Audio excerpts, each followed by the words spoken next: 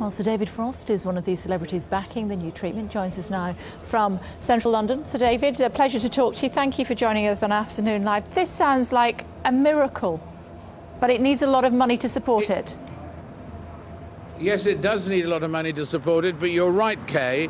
It is a miracle. It's a delayed miracle in the sense that the first discoveries were, 20 years ago now, but the delayed miracle is starting to come true in the sense that the NHS, as your report showed, is getting more and more enthusiastic about it, and that wherever it has been used, PDT, in the way that your reporter described, in almost every case it's worked. I met a professor who was on the verge of having to have the traditional treatment whereby he would have lost his tongue and his esophagus. And he happened to meet Colin Hopper, one of the key people in this campaign, a marvellous surgeon, one day before he was going to lose his esophagus and his tongue, because that was the only way he could survive.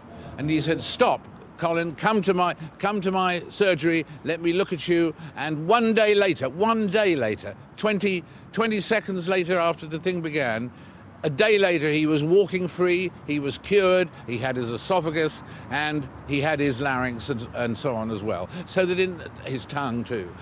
So what it is, it's a miracle because it doesn't have all the after effects that you can have with chemotherapy and radiotherapy and so on. It acts quickly and it can act in time. And in all these areas, it's been working really well. The ones that have already been approved for, it's going to be approved for several more. National Trust hospitals are going to start using it and so on.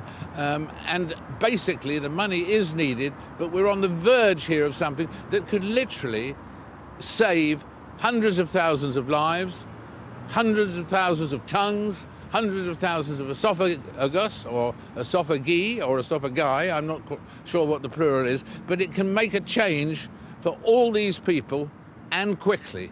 And that's why it's so urgent to get it out and available in NHS Trust hospitals and so on, just as soon as we possibly can. How did you get involved, Sir David? Well, I met Colin Hopper, who, along with Professor Steve Bown, are the two people who've been fighting this battle to make PDT available to the people who need it, because that's the important thing. There have been blockages, there have been drug companies that weren't enthusiastic and so on, but now those blockages are being moved away, and they've been leading that battle. And I met him, and when he started talking to me about it, and David Longman, who's been directing the campaign, I just thought that this was unthinkable, that this should not prevail. PDT is there, PDT works, and it can save hundreds of thousands of lives that are not being saved at the moment, and that's what convinced me. And what would the money be spent on, Sir David?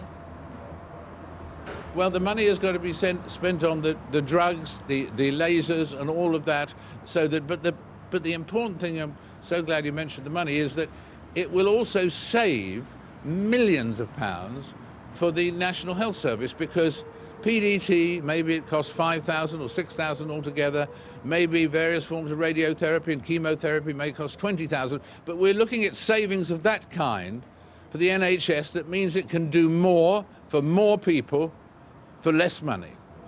Good to talk to you again, Sir David. Great to see you looking so well. Thank you for joining us.